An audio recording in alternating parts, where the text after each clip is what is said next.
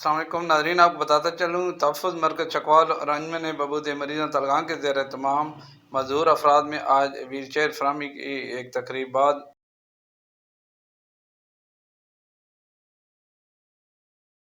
अंजुमन बहबूद मरीज़ां तलगां के अहदेदारान और खदमत मरकज़ सेंटर के स्टाफ भी मौजूद था।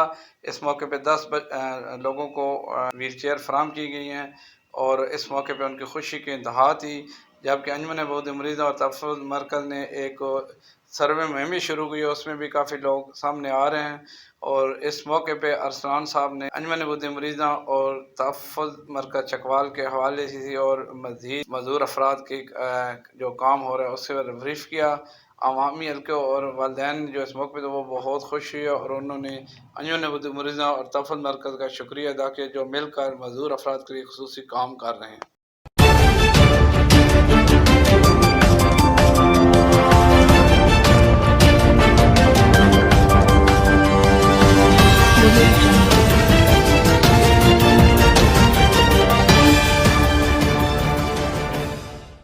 TNN Digital